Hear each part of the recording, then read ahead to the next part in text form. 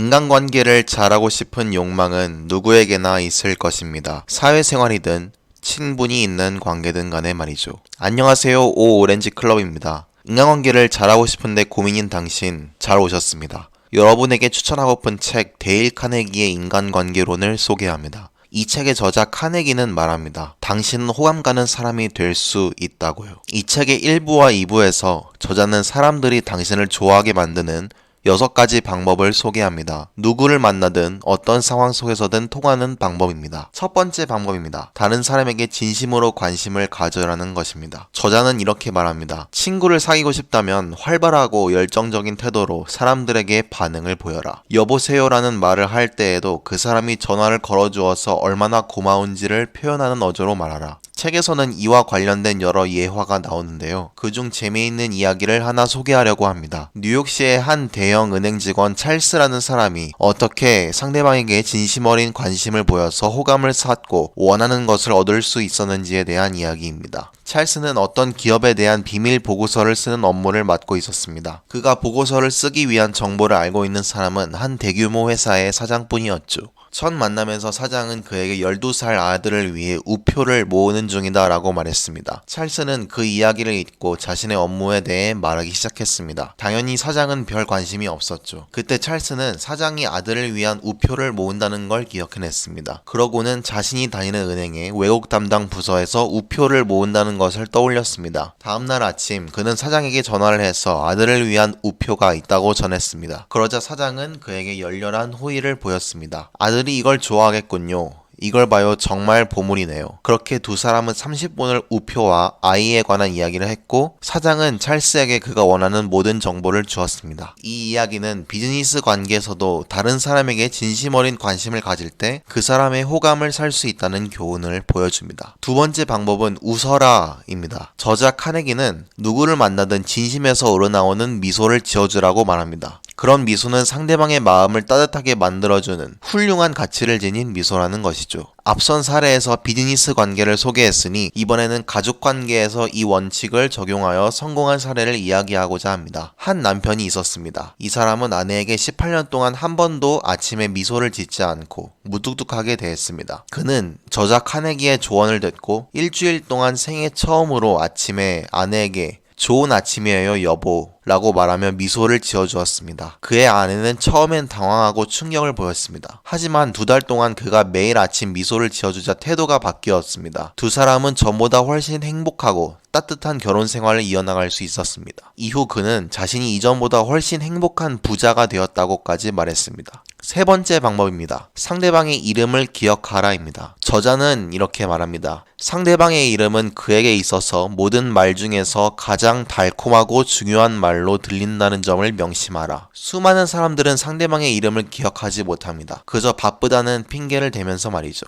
하지만 미국의 대통령이었던 프랭클린 디 루즈벨트는 누구보다 바쁜 일상 속에서도 만나는 사람들의 이름을 잊지 않았습니다. 그래서 누구보다 성공적인 인간관계를 이어나갈 수 있었습니다. 크라이슬러사라는 자동차 회사가 있었습니다. 이 회사는 다리가 불구였던 루즈벨트 대통령을 위해 특수 차량을 만들어 주었습니다. 회사의 직원 체인벌린 씨와 정비공은 직접 차를 가지고 백악관까지 가서 대통령을 만났습니다. 루즈벨트 대통령은 그들의 이름을 부르며 따뜻하게 맞아주었죠. 사람들이 모여들어 차 구경을 했습니다. 대통령은 직접 차에 탑승해보며 라디에이터, 후방 거울, 시계 등 대통령을 위해 특수 제작된 모든 부품들에 관심을 가져주었습니다. 그러고는 체인벌린 씨에게 칭찬을 아끼지 않았습니다. 또한 대통령은 체인벌린 씨와 정비공에게도 이름을 불러주며 끝까지 진심으로 감사하다는 말을 전했습니다. 체인벌린 씨는 루즈벨트 대통령이 자신과 정비공에게 보여준 태도에 깊은 감동을 받았습니다. 이 이야기는 상대방의 이름을 기억해주고 진심 어린 관심을 보여줄 때 누구에게나 호감을 살 수밖에 없다는 교훈을 줍니다. 다음으로 네 번째 방법입니다. 바로 잘 듣는 사람이 되어라 라는 것입니다. 다른 사람들이 자신에 대해 이야기하도록 만들어라. 책에서 저자는 이런 말을 합니다. 아무리 불평을 입에 달고 사는 사람이라도 심지어 가장 격렬한 비판을 가하는 사람이라도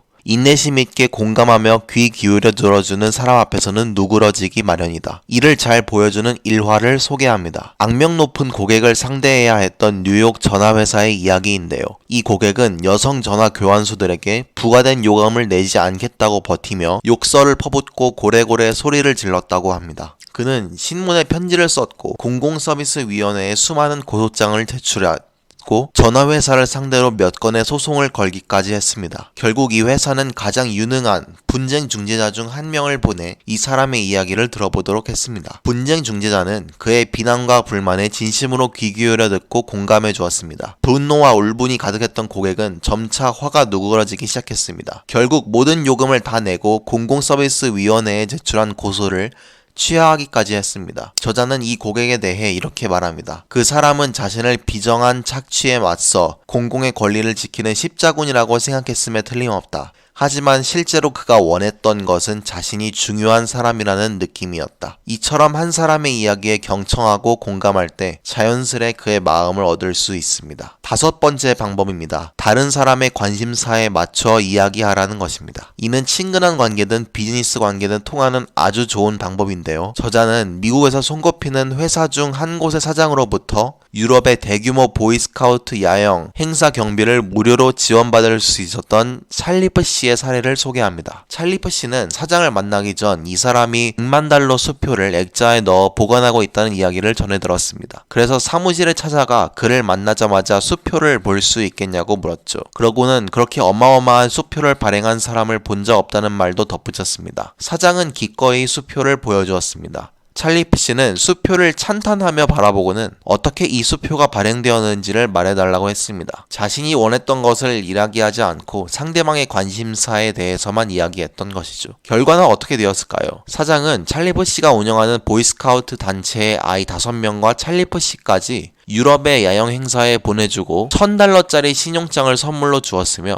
7주나 유럽에 머물 수 있게 해주었다고 합니다. 게다가 찰리프 씨의 단체 아이들 중 부모가 안 계신 아이들 몇몇에게 일자리를 주기까지 했습니다.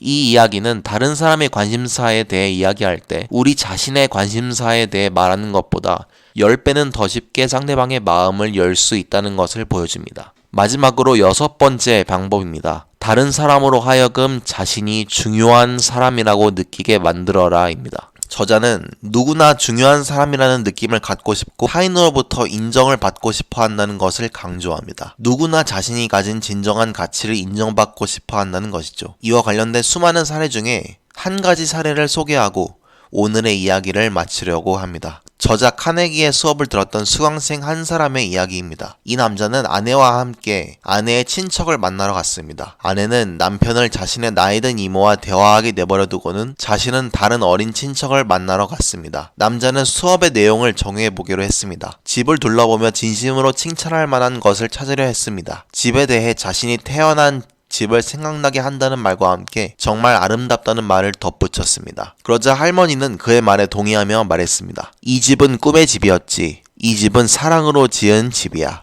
남편과 내가 이 집을 짓기 전에 많은 것들을 꿈꿨어. 그러고는 그녀는 집을 여기저기 구경시켜 주었습니다. 남자는 그녀가 자신의 오래된 애정품들을 보여줄 때마다 진심 어린 칭찬을 아끼지 않았습니다. 그녀는 집을 구경시켜준 다음 차고로 데려왔습니다. 거기엔 거의 새 것과 같은 패커드 차가 있었습니다. 그녀는 차분한 목소리로 말했습니다. 남편이 떠나기 바로 전에 저 차를 샀지. 그이가 죽은 후로는 한 번도 타지 않았단다. 너는 좋은 것들을 알아보니까 이 차를 내게 주려 한단다. 남자는 그녀의 호의를 애써 거절하려 했지만 결국 성화에 못 이겨 차를 받았습니다. 이 할머니는 왜 자신의 소중한 차를 남자에게 주었던 걸까요? 저자는 이렇게 말합니다. 노년에 혼자 외로이 남겨져 있던 이 할머니는 사람이 주는 소소하고 따뜻한 작지만 진심 어린 인정을 바라고 있었다. 하지만 그때까지 그 누구도 그것을 주지 않았다. 그녀가 마치 사막의 샘처럼 원했던 것을 찾게 되자 그녀의 고마움은 패커드 차를 기꺼이 주는 것으로도 모자랄 지경이었다. 이렇게 오늘은 데일 카네기 인간관계론의 1부와 2부를 토대로